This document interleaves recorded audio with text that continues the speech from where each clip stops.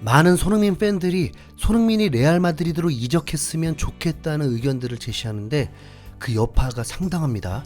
레알 마드리드는 상징적일 뿐 손흥민이 B클럽으로 이적을 했으면 좋겠다는 거고, B클럽이라면 주급을 많이 받을 수 있을 거라는 추측 때문에 손흥민이 이적했으면 좋겠다는 거겠죠. 손흥민 주급 20만 파운드는 안타깝게도 프리미어리그 10위 안에 들지도 못합니다. 프리미어리그 10위 안에 들려면 최소 30만 파운드는 받아야 합니다. 그러니까 지금보다 50%가 더 인상되어야 한다는 거죠. 그런데 냉정하게 얘기해 봅시다. 왜 손흥민이 20만 파운드 밖에 안 되느냐로 떼쓰는 것보다 왜 토트넘은 손흥민에게 20만 파운드 밖에 줄 수가 없느냐에 질문을 던질 필요가 있습니다. 주급 자체는 사실 비공개고 주급 혹은 연봉은 많은 조항들이 붙게 됩니다. 그렇기 때문에 단순하게 얼마다라고 단정 지을 수는 없습니다. 현재 기준으로 보면 손흥민의 주급은 만족 못하지만 토트넘 내 1위에 해당합니다. 케인이 재계약을 하고 있지 않다 보니 이번 시즌도 20만 파운드고, 은돈벨레는 로또를 맞으면서 20만 파운드고, 손흥민은 14만 파운드 주급에서 2021년 20만 파운드 4년 재계약을 체결했습니다. 그래서 공동 1위. 그때 이미 팬들이 불만이 많은 상황이었습니다. 거기다 더 큰 불이 지펴진 건 손흥민이 득점왕에 오른 데다 토트넘 4위 등극의 결정적인 선수가 돼버린 것이 더 큰 화로 번졌습니다. 케인을 넘어선 영향력을 발휘해버리니 지금 주급이 너무 억울한 것입니다. 그런데 당시 재계약 시점을 보면 손흥민은 토트넘 내에서 최고의 선수였지만 득점왕을 할 거란 예상을 한 이들은 없었고 득점왕 후보에 오른 적도 없었습니다. 단지 케인을 도와서 우승하고 싶었던 게 손흥민이었습니다. 지금의 위상은 왼쪽 윙어 1인자이고 다음 시즌 득점왕 후보에도 당당히 오른 상황입니다. 최근 브라질 레전드들이 프리미어리그 득점왕을 예상하면서 홀란보다 손흥민을 더 높이 평가하기도 했습니다. 스트라이커로서 케인이 득점왕 후보여야 하는데 손흥민이 케인보다 득점왕 될 확률을 더 높이 보고 있기도 합니다. 이 정도의 위상이 돼버리니까 그때 재계약 금액은 터무니없다고 느끼게 된 것입니다. 반대로 보면 토트넘 구단이 횡재를 한 거죠. 2021년에 손흥민은 전성기에 접어들면서 그의 활약만 봐도 30만 파운드는 가능해야 했습니다. 구단에서 프랜차이즈 스타 케인이 있었다 보니 케인보다 더 높은 금액을 줄 수는 없었습니다.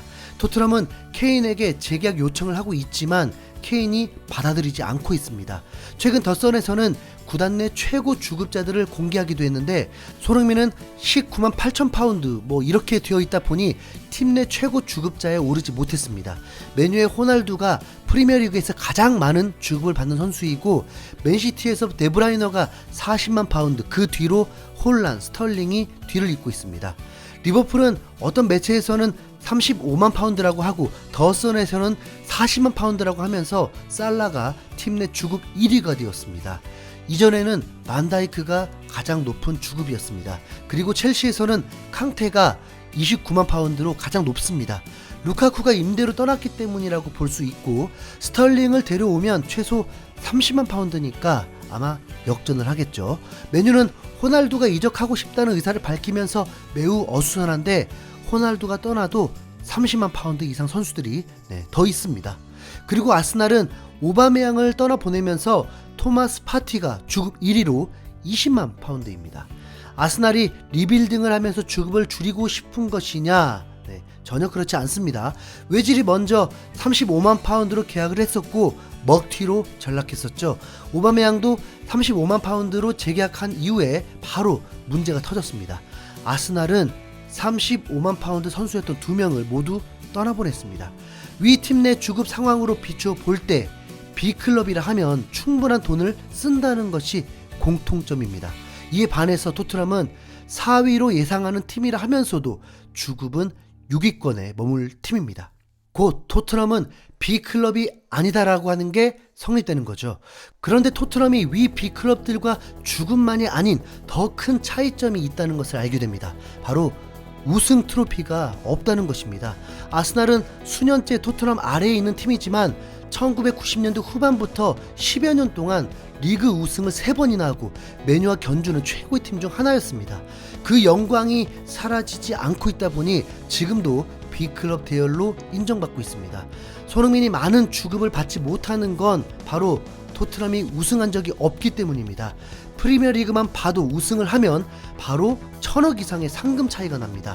영국 매체 미러에 따르면 이번 시즌이 역대 가장 많은 중계권 수익을 벌어들인 해였습니다. 그래서 우승팀도 가장 많은 상금을 받게 될 거라 전망했는데 상금만으로 약 2조 6천억이 쓰이면서 우승팀이 약 3천억 정도 받게 되는 것입니다. 우승 상금 3천억이면 현재 토트넘이 선수들 주급을 모두 감당할 수 있는 금액입니다. 참고로 맨유는 5천억에 육박합니다. 맨유는 워낙 인기 구단이다 보니 어차피 우승을 못해도 부수입이 많습니다. 리그 순위에 맞게 상금이 차등 지급되기 때문에 수익 면에서는 순위도 매우 중요합니다. 그리고 B클럽은 이미지도 달라지기 때문에 스폰서 금액도 더 커지게 되고 부가가치 창출도 높게 됩니다. B클럽은 챔피언스리그 출전하기 때문에 챔피언스리그 출전하는 순간 돈방석입니다. 이미 토트넘은 맛을 봤었죠. 5년 동안 챔피언스리그 진출을 했었고 리그 4위와 준우승을 했던 시기에는 무려 6천억 이상의 매출을 달성했습니다. 당시 경기장 완공 혜택은 2달 뿐이었습니다. 이미 B클럽 대열의 거의 모든 것을 갖추고 있는 상황에서 토트넘이 우승까지 연결이 된다면 그만큼 많은 돈을 벌기 때문에 B클럽들처럼 돈을 쓸 수 있습니다. 손흥민은 현재 우승해보지 못한 팀에 있습니다. 그것이 주급의 한계인 것입니다. 최근 국내에서 공식적인 인터뷰에 응하면서 손흥민의 목표는 항상 우승이라고 했고 다음 시즌도 우승이 목표라고 했습니다. 현재 공격진은 최상위급이고 모우라가 벤치 멤버일 정도입니다. 베르바인이 떠날 것이 유력하다고 전해지고 있는데 손흥민의 공식적인 인터뷰를 본 순간 베르바인, 모우라가 떠나지 않았으면 하는 간절한 마음까지 생기게 되었습니다. 기사로만 접했던 비하인드 스토리가 손흥민이 직접 얘기를 꺼내면서 사실이었던 것입니다. 리그 마지막 경기에서 노리치 시티를 상대로 전반전 2대0으로 이긴 후 라커룸에서 콘테 감독은 여전히 마지막까지 긴장을 늦춰서는 안 된다고 하면서도 손흥민의 득점왕도 돕자고 말을 했고 경기장에서는 실제로 클루셉스키가 어시스트를 하기 위해서 말도 안 되는 굴욕적인 플레이까지 펼치고 이후에 모우라가 투입돼서 손흥민에게 득점을 만들어줄게라고 하면서 진짜 골을 도와버리고 심지어 손흥민 때문에 굴욕적인 나날을 보내고 있는 베르바인마저도 교체 투입되고 나서 골을 더 넣을 수 있게 해줄 거라면서 손흥민에게 힘을 실어주었고 정말 그 현실이 일어나면서 마지막 골을 넣고 세레머니 때는 손흥민을 들어올리기까지 했습니다. 이런 감동이 어디 있겠습니까?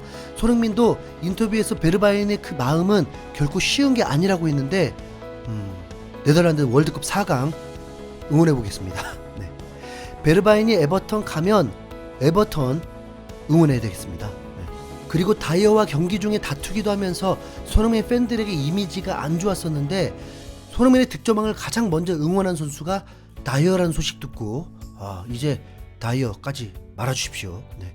손흥민은 득점왕보다 이런 동료들의 응원 자체가 너무 행복했다고 했습니다. 손흥민은 스스로 욕심이 많은 선수라고 공개적으로 언급하기도 했습니다. 오히려 그렇기 때문에 더 교만하지 않으려고 노력하는 모습이 보이죠.